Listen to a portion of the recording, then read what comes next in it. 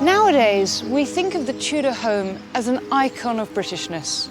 Timber-framed, maybe thatched, a cottage. Sounds wonderful. But these quaint, pretty relics of the past belie the revolution in technology that changed them and us. This is the great age of change. It's one of the reasons we all love the Tudor period so much, because it's the age of discovery, and there's a sense that anything is possible. One place this change was most evident was in the home. Domestic life was transformed. But as with anything new, there were risks. From the new technology that warmed our rooms, Whoa! to the exotic foods that filled the table. You're using a luxury to show off, but there's hidden death behind it, I'm afraid. This feels really naughty. And the radical treatments introduced to the medicine cabinets. New life-threatening changes made their way into the heart of the Tudor home. With the help of modern science and historic records, I'll investigate what really went on in the Tudor household. I'll find out about the hidden dangers and what killed Tudors in their very own houses. Welcome to the treacherous world of the real Tudor home.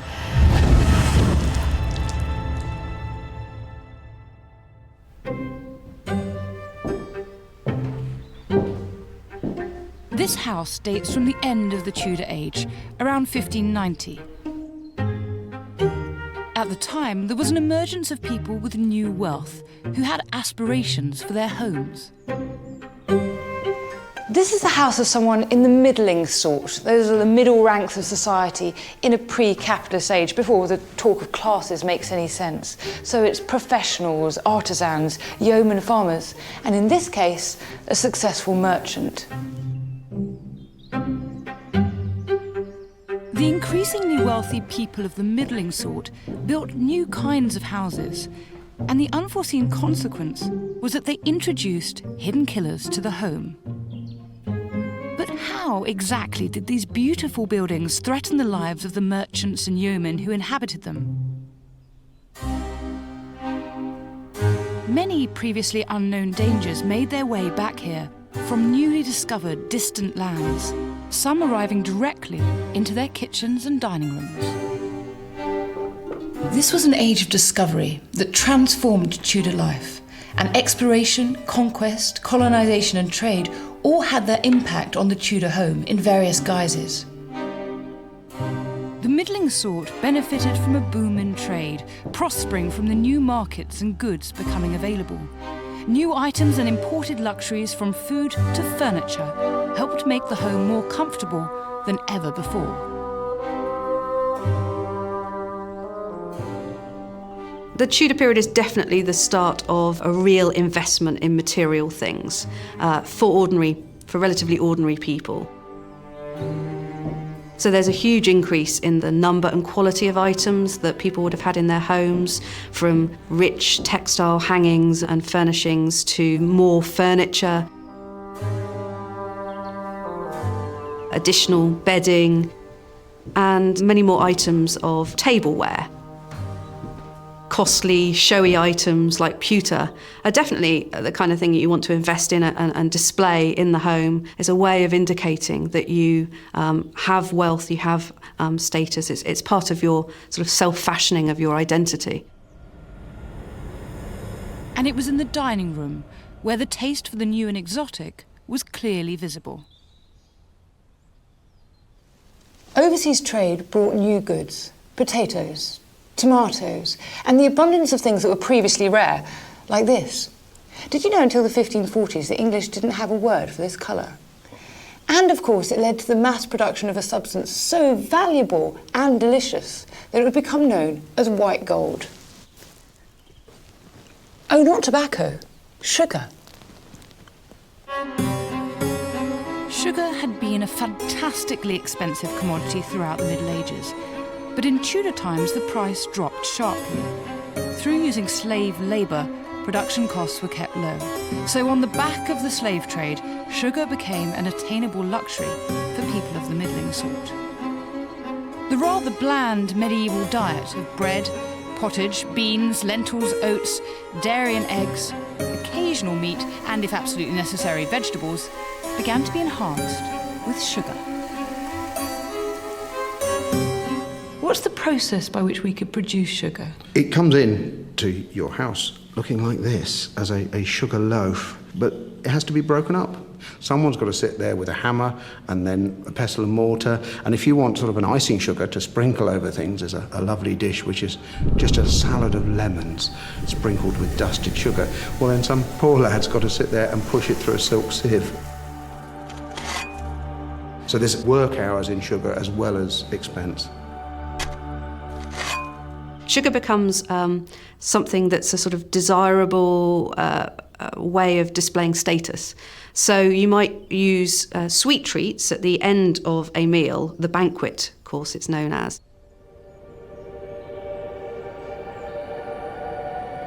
With no sense that sugar could be bad for you, they would even show off and play with sugar, disguising it to look like some other delicacy. So we've got here a little dish of nuts. There's little sugar shells with a little bit of sugar and almond in the middle, like a marzipan, dusted with cinnamon to give it the nutty colour, and you get to eat a pure sweet. And what's this? Well, why on earth did I lay out some bacon on the table when we're supposed to be being spoilt? And bacon is a working man's food, but not in this case. It's been made to look like bacon by dyeing some of the sugar with cochineal and leaving the rest white to look like fat, but it's in fact all sugar. What are these? Those are little Tudor roses in sugar, and the middle one, I've covered that in silver leaf. So the one that looks silver is actually pure silver on top. Wow. And that's showing your diner's real luxury, because you've taken a luxury ingredient like sugar, put man-hours into it, and then put a precious metal on top as well. From nowhere, sugar became the must-have item at any well-to-do meal. What would it have been like to have all the sugar? It must have been really intense. Yes, I don't think we can really imagine it. We've grown up with sugar all of our lives. It's in most of our food somewhere, even bread. So to go somewhere where your diet has been virtually sugar-free and be given a table full of sugar, I think it's going to be a huge release of energy.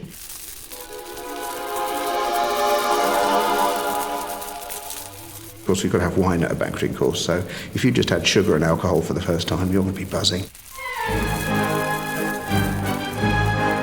So why don't you try one of the sugar nuts? Feels really naughty. As sugar became more popular and its consumption more widespread, the wealthy, ostentatious sugar lover would have little idea of the trouble that lay ahead.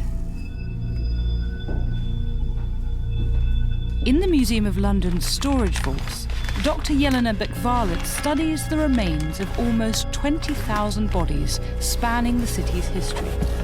It's a unique resource that reveals changes in disease patterns over time. I've come to see what evidence 16th century teeth can provide for the impact of sugar on our health. Jelena, tell me about these different skulls. What are they telling us?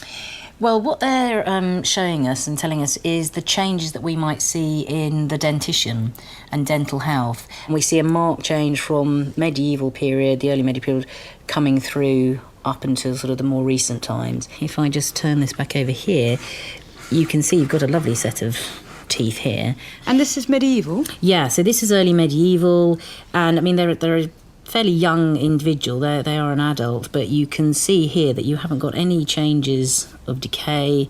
You've got lovely enamel formation. But if we come to this individual, you can see here that you've lost the molars. If you look at the mandible, you can just see there you've just got roots of the teeth where they've just really sort of been rotted away, and the decay has completely destroyed all of the enamel. So this one's a medieval skull, and this one dates from... Probably about sort of the mid-16th century, so this is later on, and this is then sort of the time then you've had sugar being introduced, it's more freely available, and you can see the consequences in their teeth. So in both the upper and the lower jaw, you've got these huge gaps. Imagine how painful it would have been to go through that. It must have been absolutely horrendous, yes, because I've had toothache and an abscess and it was absolutely horrible. It was really, really nasty. So to have had that amount of teeth affected must have been absolutely ghastly. Unfortunately, the methods people in the Tudor period used to clean their teeth didn't really help. In fact, they unwittingly made things worse. The Tudors would use toothpicks a lot, and they would wipe their teeth with toothcloths, and they would use a variety of powders and pastes and solutions, often with rosewater, actually often with sugar or honey in it as well, which is not very helpful with the decay. They would sometimes use alabaster sticks, and with particularly tough stains, they might use a powder which was ground coral and pumice stone, which would also take away the enamel, of course. They also had kissing comforts, which were perfumed sweets, which would take away bad breath but did nothing for the decay. Tragically, the Tudors had no idea that they were in the grip of what would become a centuries-long addiction. It's the sweet taste of sugar that attracts us all, but part of the reason for that is that it has an effect on the chemicals of our body. Sugar helps us absorb an amino acid called tryptophan, which is used to make the neurotransmitter serotonin. And this is a chemical that affects the brain to make us feel happy and content. It's one of the, sort of like a pleasure chemical. And so sugar is linked to that. And so it's thought that that's why people like sugar. And that's why it is sometimes described as being addictive. In 1592, the Tudors began recording deaths in mortality bills. They include all manner of apparent causes, and all the biggest killers make an appearance. Plague, fever, consumption, and surprisingly, teeth are there too. Bad teeth? Can you really die from bad teeth? Yes. Yes. Absolutely, tooth disease can be a killer. Teeth are deadly. If you've got that amount of decay happening, and that can then also affect the bone, so you can then form an abscess, and if that's then draining internally, you've got all of that poison actually going inside you. That can cause you a lot of problems with your health. Teeth are pretty deadly, actually. The acids bacteria produce eat into the teeth, allowing infection to take root. Bacteria can then get into the bloodstream and attack other parts of the body. But without antibiotics, there was very little the Tudor dentists could do beyond pulling teeth. They would have had no understanding at all of the fact that sugar was damaging the rest of the body. So high sugar levels could be predisposing them to develop diseases like diabetes, and then the bacteria from the decaying teeth would be damaging perhaps the heart valves and the kidneys. So it could be causing damage to all of the internal organs, and they would have no idea until it was too late.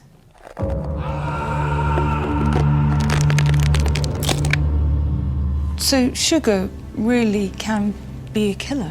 Yes, because if you're affected that badly, then it can have that really awful effect on your health, and then cause your demise, cause you to die.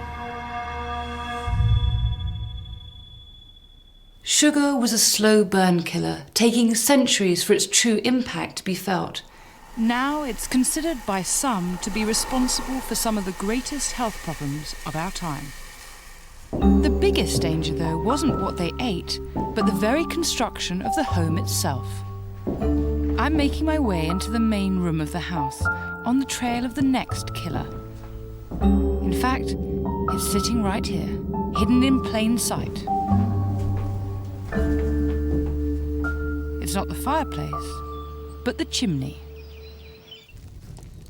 Before the chimney was widely adopted, early Tudor homes, like medieval houses before them, could easily fill up with life-threatening smoke. The typical Tudor house was a long house then. It was, a great hall house. There was a fire in the centre, a little hole in the roof where it took the smoke away. These early makeshift vents didn't work well, allowing noxious fumes to build up in the home. The chimney offered a brilliant solution. The change from having an atmosphere indoors where you're constantly breathing smoke and your eyes are weeping to having one where it's drawing and you've got clean air around you is enormous. And certainly anybody who could afford to would have moved over as soon as he'd got to grips with the idea of this new technology being available. Not only did the chimney make the home more comfortable, it had a dramatic impact on its overall layout. Over the course of the Tudor period, with the introduction of, to begin with, quite experimental chimneys, more opportunities become possible for pushing the fire to the side of the room, enclosing the fire. It allows you to subdivide that space, making possible new ideas of privacy and comfort to some extent. So the chimney ushered in the biggest change to the middling sort's home for many centuries. For the first time, ordinary homes could have an upstairs level, separate rooms to sleep in, a kitchen, and a room to dine in. And each one had its own chimney. It revolutionised domestic life. But these comforts came at a price. The chimney brought a host of hidden dangers. As the century went on, there were regular reports of fires sweeping through whole towns. In the year 1538, a great and sudden fire happened in the night season, which within the space of 3 hours consumed more than a dozen houses, and 9 persons were burnt to death there. In the year 1541, a great fire began, which burned so sore that the flame firing the whole house and consuming it was seen all the city over. 1485, Sir John Horlin, together with the parson and his man, also burnt in that fire. And in Shakespeare's birthplace of Stratford-upon-Avon, there were 2 major fires. One in 1594 that burnt down half the town, and another a year later destroyed the remaining half.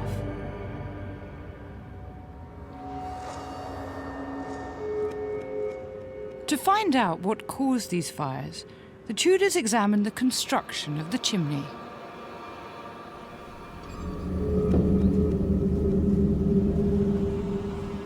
In the rush to introduce this new technology, you get a builder in or you do the work yourself, not necessarily to the highest specification. There's no building regulations, so a lot of these early chimneys are built out of really inappropriate materials, timber and wattle, so that's earth. You could stock your fire and light it. The wood would burn, the sparks would go up the back of the chimney, and then all of a sudden the wicker on the back of the chimney would catch a light. And that could smoulder for hours and hours. You and your family would be fast asleep, and that chimney was burning away unknowingly. And then, of course, that would spread to the roof, and then you wouldn't be getting out of the building then. As well as using flammable materials in its construction, Tudor builders had yet to work out the basic principles that make a chimney function. It took quite a while before they realised that you had to have an aperture in the front of the fireplace that was no more than 10 times the narrowest point in the chimney. If you don't do that, then it won't draw properly, you'll get smoke spilling back into the room. The draw is the suction effect that quite literally draws smoke and gases away from the fire, up the chimney and out of the house. But if the draw's not strong enough, smoke lingers in the chimney for far too long, with deadly consequences. The smoke used to sit about halfway up the chimney, and it would just tumble. Now, anybody that knows anything about fires knows that smoke is unburnt fuel. Forensic fire expert Emma Wilson can demonstrate the impact of unburnt fuel in a Tudor chimney. The smoke that is being produced by the fire at the base of the chimney ignites, and all of the smoke that's exiting the chimney begins to flame very quickly. The smoke itself catches fire? The smoke catches fire, yes, and I've got an experiment to show you how combustible smoke can be. Okay, here we go. Whoa!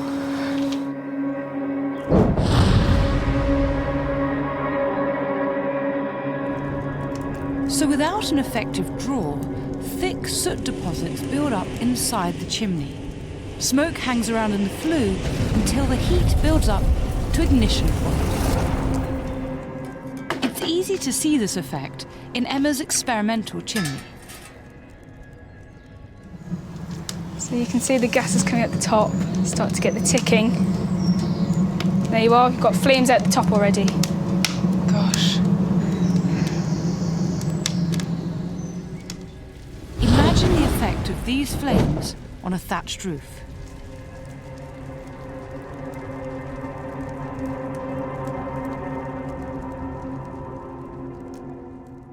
So I suppose at first people didn't realise that this happened with chimneys. Now, if you'd never had a chimney before, how would you know that this could happen? How would you know that you had to clean the inside of your chimney? So when people first started using chimneys, I imagine you built it and you thought that was it. Whereas actually, we now know that cleaning your chimney regularly is something you've just got to do to prevent chimney fires from occurring. In Tudor times, as today, the consequences of fire could be devastating. Pamphlets like this one from 1586 poetically chart the emotional impact of these frequent fires. So the chimney could be lethal. My joys are departed, my comfort is gone. My people, poor creatures, are mourning in woe. They describe really horrendous, heartrending experiences of the individuals losing, obviously, their lives, their children, and their property. And there's quite a bit of attention paid in these accounts to the kinds of goods being lost and burned, and a sense of just tremendous ruin and loss. A rude fellow, by firing up his chimney, procured their casualty. There are accounts of a third of towns being taken out by these major fires that are sometimes traced back to just one individual not looking after their chimney properly.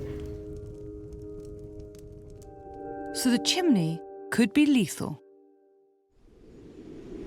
But the biggest cause of death was not fire itself. Dr. Stephen Gunn is conducting important new research into some 9,000 coroner's inquest records from around the country during this period. These documents are a unique source of statistical data about Tudor life and provide a whole new insight into death in the Tudor home. We actually, in the coroner's reports, find that there are more house collapses killing people than house fires, because Tudor houses are mostly made out of things that burn quite easily.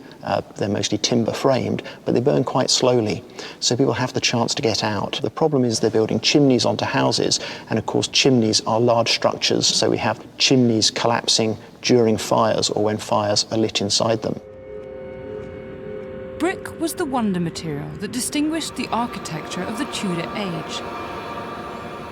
But it turns out that early bricks had a hidden weakness when it comes to the defining feature of a 16th century house. Coal and wood, they would burn inside a chimney, wood at about 1,000 degrees C, and coal at about 1,200 degrees C. And that was way more than the brick could handle. So the bricks just couldn't handle the heat whatsoever, and they would explode. The mortar that was holding the bricks together would expand, then it would contract, fall out, the bricks would be split, and the chimney would come crashing down.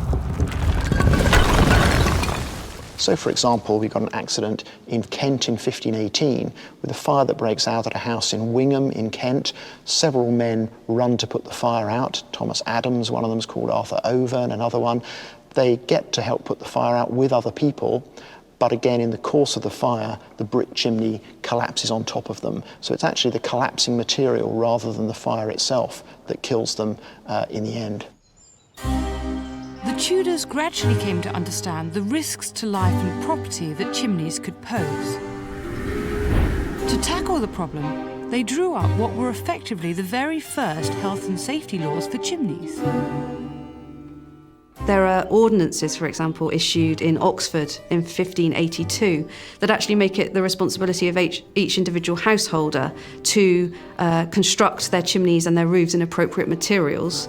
So not thatch for the roof, but tile or slate, and brick or stone for the chimney. that all chimneys occupied with fire within the said city shall from henceforth be swept 4 times every year, whereupon pain of forfeiture for every time that any chimney shall happen to be fired, 3 shillings 4pence to be paid by the owners of the same chimneys so fired.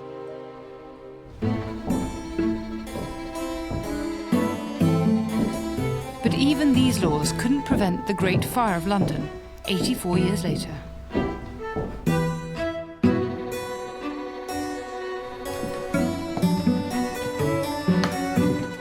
Despite all the new luxuries of Tudor life and the proliferation of grand, multi-roomed houses, in many ways the house remained firmly lodged in the medieval period. Much of what we think of as the basics of domestic life simply weren't there.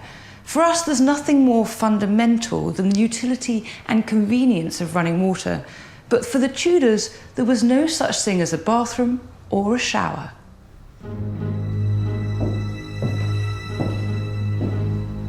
My next hidden killer lies outside the 4 walls of the house.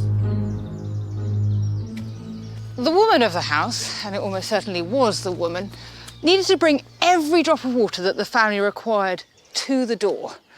This bucket became a familiar and tedious burden. Water is a very heavy substance, and so if you've got to acquire it from any distance for your household, that's going to be quite a major part of the effort that's put in during the day. All sorts of chores that we today do inside our cosy modern homes, the Tudors were forced to do outside, particularly washing and laundry. This meant spending an awful lot of time down at the nearest water source in all weathers, all year round, effectively making them an extension to the home. Because ponds and streams played such a major role in daily life, it's no surprise that they also appear in literature, often lethally. But long it could not be, till that her garments, heavy with their drink, pulled the poor wretch from her melodious lay to muddy death. Many of Shakespeare's plays, and much writing of the time, feature characters drowning. And analysis of the coroner's reports reveals, for the first time, the number of deaths due to drowning in the Tudor period. The biggest contrast with today is the amount of drowning. So in 2010 in the UK, about 2% of accidental deaths were drownings. In our period in the 16th century, it's more like 40%. Gosh, why so many? Well, people are exposed to open water in lots and lots of different contexts. The single largest cause is probably fetching water. But then there are lots of other things that people have to do for household purposes that involve going to the water.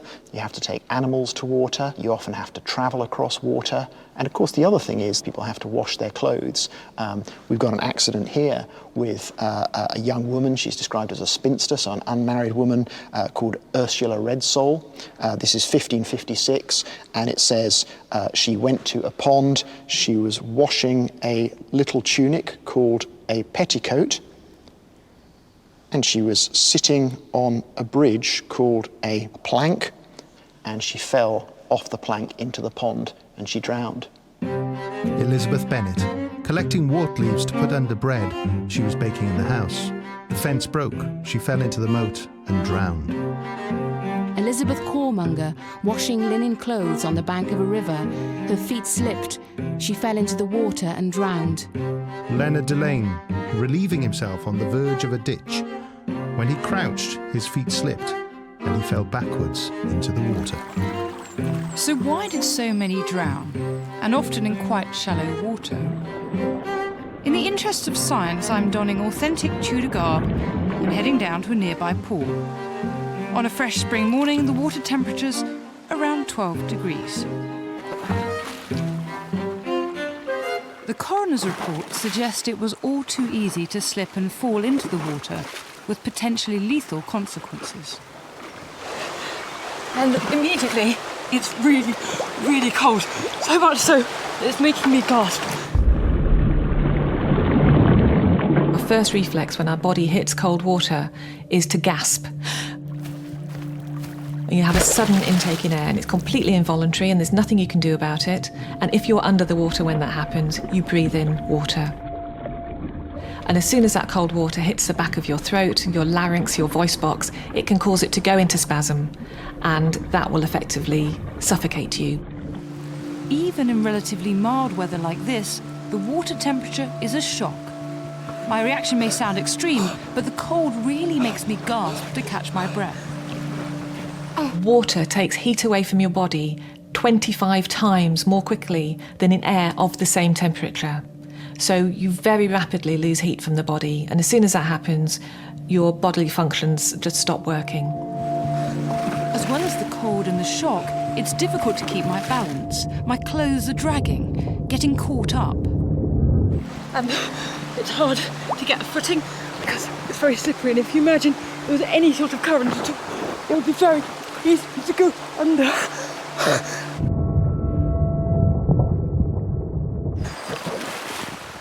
And then the difficulty with getting out is that immediately my clothes are getting very heavy.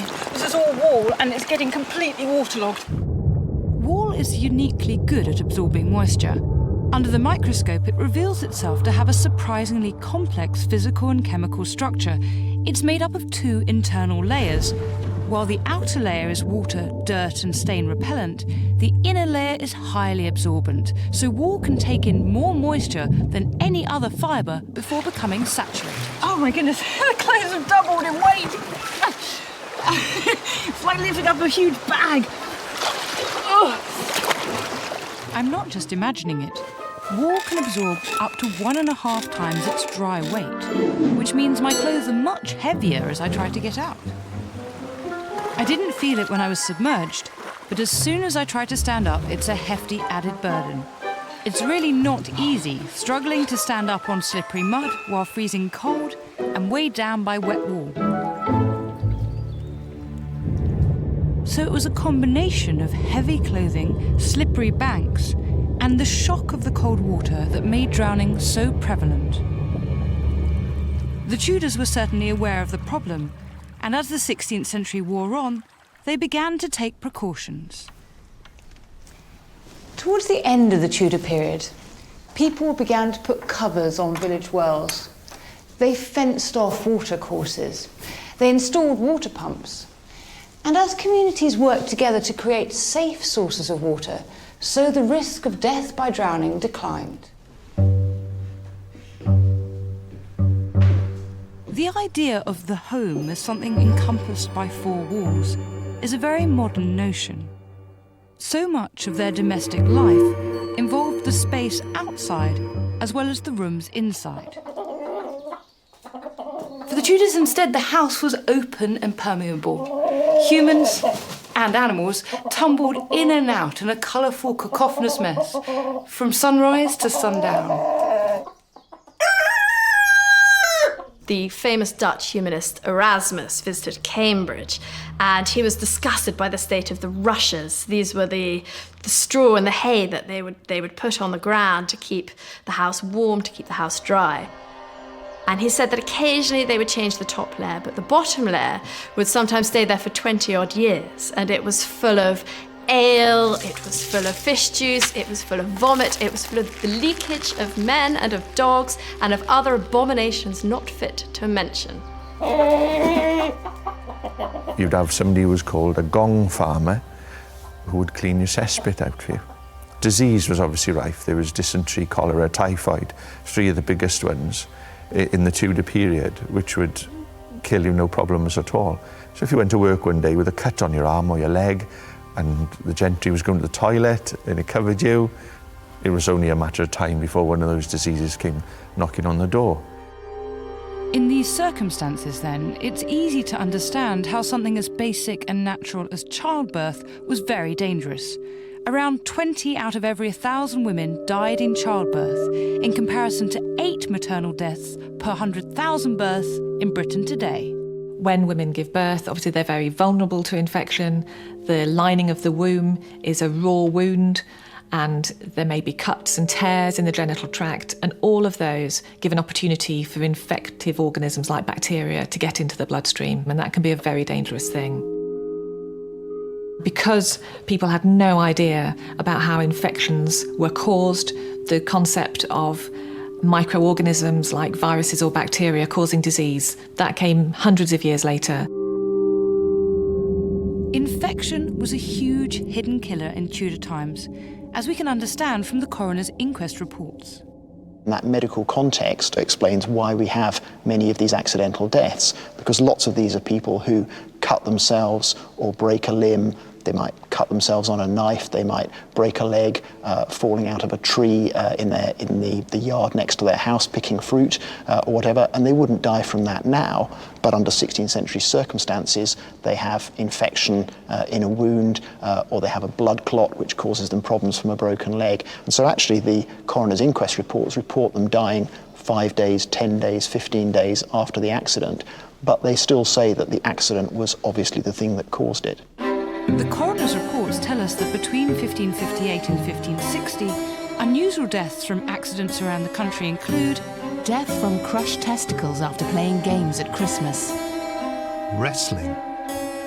falling masonry, 56 deaths were due to archery. and one to an escaped bear.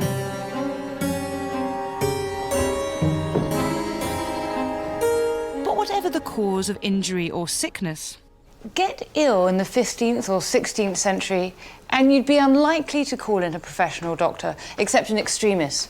Most people of the middling sort would treat themselves at home using herbs and ingredients from recipes passed down through the generations.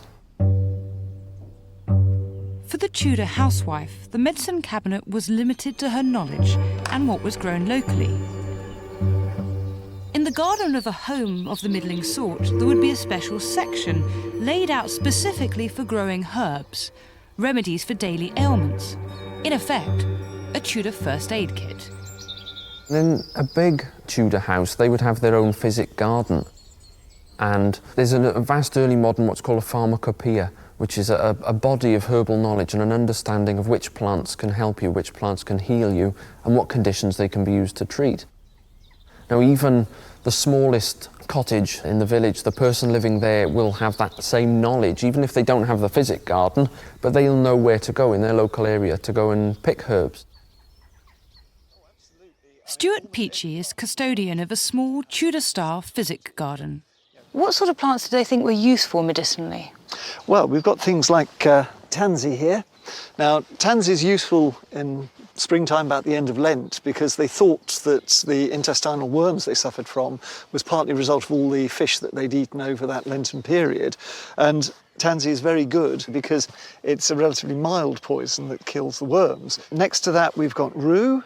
Now, rue is one of a battery of different plants that can be used to induce abortion. Pennyroyal is another one. Lungwort, with its spotted leaves there, that one is good for infections of the lung, easing the chest, and would have been used as a general herb in that area. So the Tudor garden is really the ultimate in organic natural medicine? Absolutely. It's free as well, as far as they're concerned. According to some sources, 150 plants were considered to have useful medicinal qualities, all grown in the garden and prepared in the home. People have this vast storehouse of medical knowledge and remedies, and they pass them around. And that might be to their families, it might be to their friends and neighbours. And of course, when that happens, the medicine spreads out in sort of ever-growing circles. It's also worth remembering that virtually our entire corpus of medical remedies, tablets today, are based on plants. We are still using perhaps the same plants, but we're distilling them, we're using them in a different ways. The power lies within the chemicals in the plants, and that's what worked then and it works now. But herbal cures weren't without their dangers. Get the dose wrong, and you'd find yourself in trouble.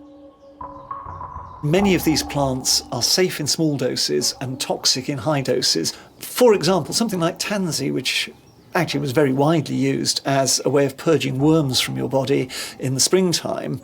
Later in the year, that becomes toxic as the active ingredients build up in concentration, and you can make yourself quite ill with it. And mixed up with some effective practical cures were some very odd beliefs. There was this idea that something that looks like the thing you're trying to treat might actually help it. And so there's a plant that's been called pilewort, for example, because its roots look a bit like piles, and this was used to treat hemorrhoids or piles because the plant looked a bit like what it was treating.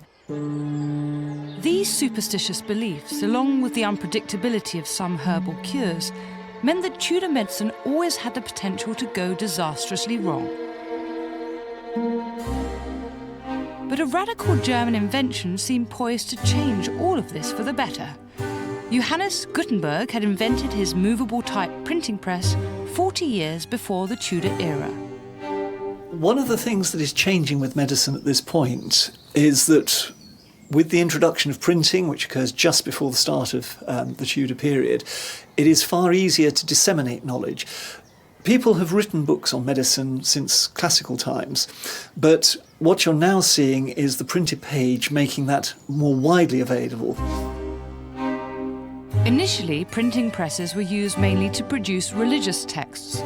But by the mid-16th century, printers had found a new market, publishing home manuals, a mixture of remedies and recipes. And these books are enormous. John Gerard's runs to about almost 1,700 pages, profusely illustrated, and designed to enable you to clearly identify the plants and know what their effects are and what the toxicities are to some extent, as well as what the benefits are. Bestsellers were reprinted over and over again to meet popular demand. Historians estimate that maybe 400,000 medical books were printed altogether in the Tudor period. Suddenly, those who could afford it had access to thousands of recipes in just one book, far beyond their previous knowledge, and all written by a supposed medical expert. At first glance, the books appear to contain no shortage of sound advice, like John Gerard's recommendation against planting deadly nightshade. If you will follow my counsel, deal not with the same in any case, and banish it from your gardens. 3 boys did eat of the pleasant and beautiful fruit hereof, 2 wherefore died in less than 8 hours after they had eaten them. These medical books made their way into the Tudor home, where they would have played a pivotal role in everyday life or death. They're there to help people in the absence of a doctor. They're sort of called things like every man his own physician. And they may be set out by body part, so therefore you just simply leaf your way through and find something that's wrong with you. But the medical tomes weren't necessarily the wonderful cure-alls they first appeared to be. Some of the recipes found in their pages seem very odd today. This is Andrew Baude's Breviary of Health, a medical treatise that was something of a bestseller in the 16th century. And it includes all sorts of remedies, including this one here for the palsy. So it says, take a fox with all the skin and all the body quartered, and with the heart, liver and lungs, and the fatness of the entrails, stones and kidneys, steepeth it long in running water with calamint balm and caraways, and bathe the patient in the water of it, and the smell of a fox is good for the palsy. To the Tudors, cures like this were rooted in perfectly reasonable ideas about the body and disease. A living thing, something that has been alive, has what's called an animus, a living spirit.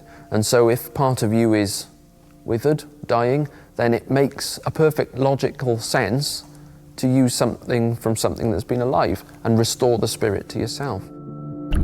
Cures incorporating the blood and bacteria-ridden guts of an animal stood a high chance of being fatal if applied to an open wound. Like this remedy for a sexually transmitted disease. Nicholas Culpeper's 1618 herbal has a remedy for the clap, which is to kill a chicken, and while it's still warm, to dip your privy parts in it to soothe and calm. But there was a basic problem with all the cures. They were all based on a fundamental misunderstanding. The trouble with all the recipes and cures in the home manuals is that they're pre-scientific. The Tudors simply didn't know about the bacterial pathogens that cause infection and disease. Their theory of the body was of the 4 humours: 4 key fluids that needed to be kept in balance to remain healthy. Disease was simply thought to be a result of an imbalance of the humours. Nowadays, we know there's no scientific basis for that at all. But if you've got a theory of disease that's simply wrong, how can you cure it? Unfortunately for the Tudors, they believed they were following sound medical advice. These are scientific men, leaders of the medical world, are writing these texts, and the danger is then that they become effectively gospel. The knowledge in the books would have been perceived as being at the cutting edge of medicine, and the recipes endured for so long because really effective treatments for infectious disease were still hundreds of years away. Part of the problem was that no one had seen inside the body for centuries. Human dissection had been banned throughout the Middle Ages. But in the 1540s, Henry VIII allowed surgeons to use the bodies of those hanged at the gallows for their medical research.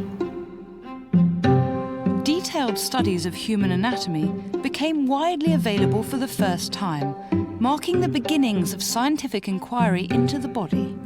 But they didn't come soon enough to help with our next problem.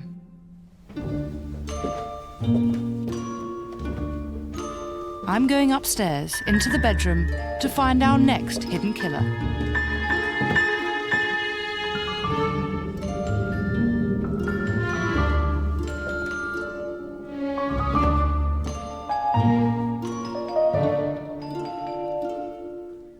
People are as promiscuous in the past as they are today. It's certainly socially frowned upon, and all the printed literature and all the religious literature and all the morality says you shouldn't do it, but people still do it. You've only got to look at the court cases and the illegitimacy records and the bastardy bonds to see how many illegitimate children are being born as a result of unmarried sex. Children weren't the only consequences of such activities. In 1497, a disease was recorded in the British Isles for the first time, and its route in seemed to be via the most intimate of acts in the most private place in the home, the bedroom. Hospitals were being deluged with people suffering from a disease they'd never seen before. William Clothes, the doctor in London, noted that every other patient at his hospital had the same symptoms. In the Hospital of St. Bartholomew, London, among every 20 diseased persons that were taken in, 10 of them had the pox. William Clothes produced a medical treatise describing the symptoms of the disease. So he talks about it producing pains or aches, ulcers, nodes, and foul scabs with corruption of the bones. Then it goes on here, it talks about venomous pustules, scabs upon the forehead, brows, face, and beard, as about the secret parts. Its cause, he says, was that it was a pestilent infection of filthy lust, a sickness very loathsome, odious, troublesome, and dangerous, a notable testimony of the just wrath of God. We now know that, in fact, these horrific symptoms were caused by a virulent bacterial infection, which we call syphilis. While they may not have understood its bacterial origin, the Tudors knew enough to link its progress to sex. The symptoms are very manifest, and to a society that's obsessed with signs and symptoms, it's very clear to them how this has come about. The first stage gives the characteristic boils and marks on the sexual organs, so it's seen as a result of sin, of promiscuity. Many Tudor towns had their bawdy house or brothel, and these certainly aided the spread of the disease.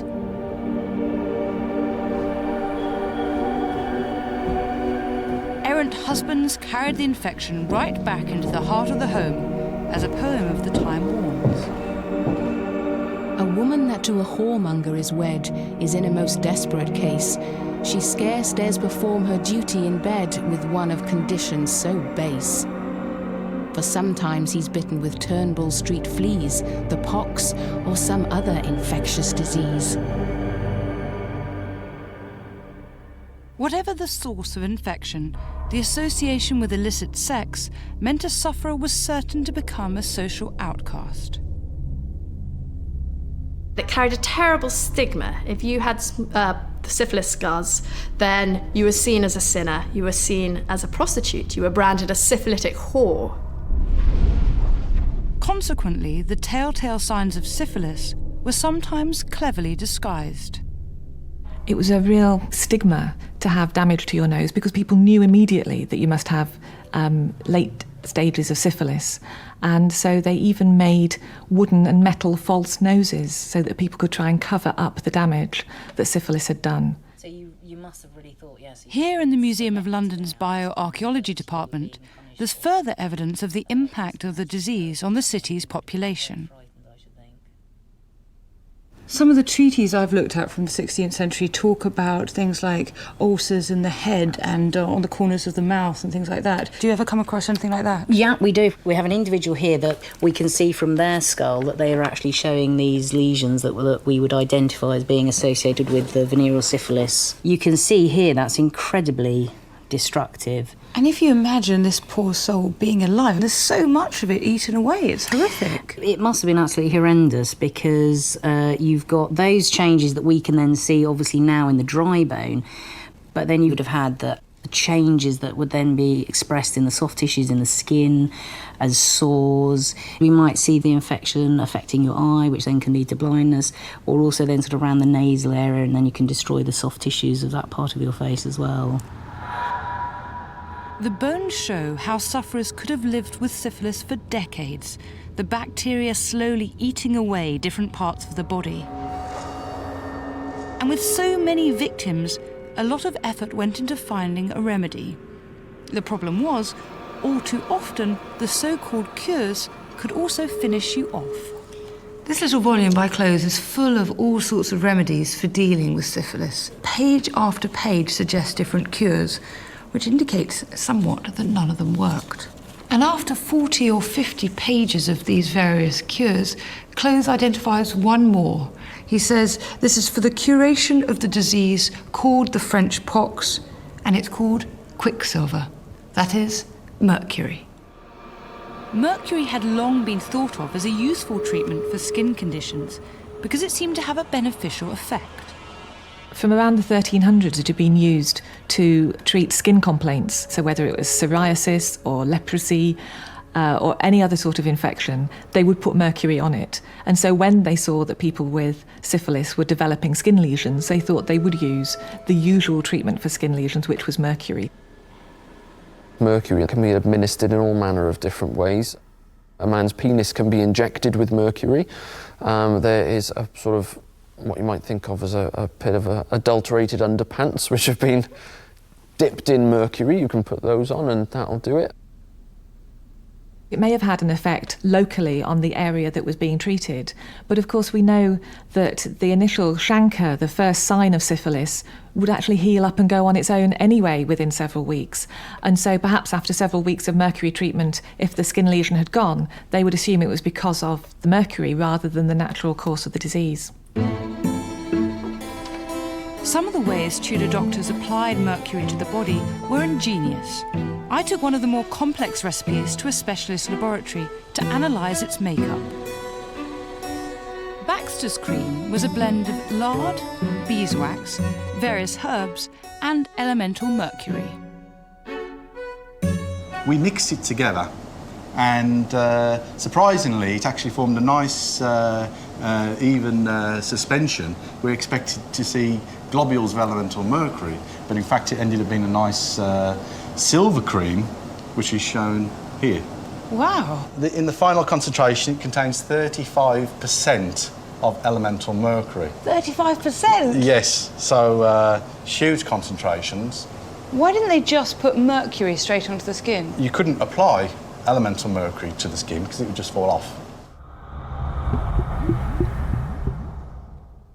So this was a method of putting mercury into a cream and then to actually put this on the skin to treat the lesions from the syphilis. So this is actually very clever. So they've made a way of making a cream so that actually mercury can be absorbed into it and then rubbed into the skin. Yes, And it also tells us that they are able to make a cream which could be applied to the skin to give the same concentration of pure elemental mercury vapour. They knew what they were doing. Yes, they did, yeah. It's incredible that they knew how to do that. Would it have had an impact? Well, elemental mercury doesn't actually diffuse through the skin very quickly. About 1% of this cream would go through the skin, but the main hazards are actually due to the inhalation.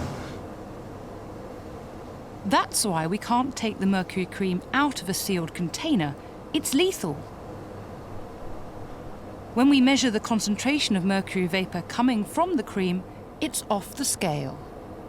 At a body temperature, say, of around 34 to 37 degrees centigrade, that would have released a gas phase concentration of about 50 milligrams per metre cubed. And the workroom air limit that we can tolerate today is 0.02, so that's over 2,500 times more concentrated. Wow, that's extraordinary. So even if you weren't afflicted, being in the room, administering the treatment would have been hazardous. Mercury typically affects the nervous system, and so it can cause pins and needles, numbness in the hands, and it can affect all of the nerves. You could start to lose your sense of balance and not be able to tell exactly where you are in relation to the world. But then once it starts to affect the rest of the nervous system, it can get to the brain and it can cause dementia, memory loss, convulsions, and then even death. So while Tudors showed great invention, they were actually making the bedroom itself a deadly chemical trap, filling it with poisonous vapours.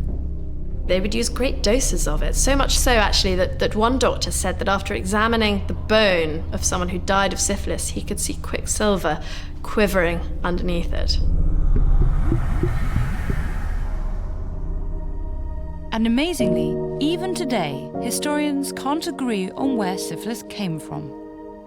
There are a couple of theories. One, that Christopher Columbus brought syphilis back from the New World, and that was the first time it had been introduced to Europe, and that's why it suddenly appeared. But another suggestion is that there was some mutation in the bacterium around that time. It suddenly became much more virulent and destructive and caused this severe disease that suddenly appeared. So nobody really knows. There would be no effective cure for syphilis until centuries later, with the advent of antibiotics. To treat syphilis properly, and all infection, doctors first needed an accurate understanding of the body and a better theory of disease. They needed equipment. The first microscopes, for example, were developed in the last decade of the Tudor period.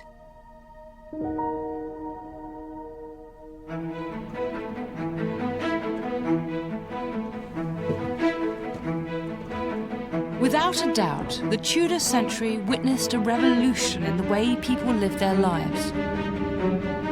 The changes that took place created the Tudor house we know today, with its picturesque beams and fireplaces. New technologies had transformed the fundamental nature of domestic life and had started to usher in the modern age.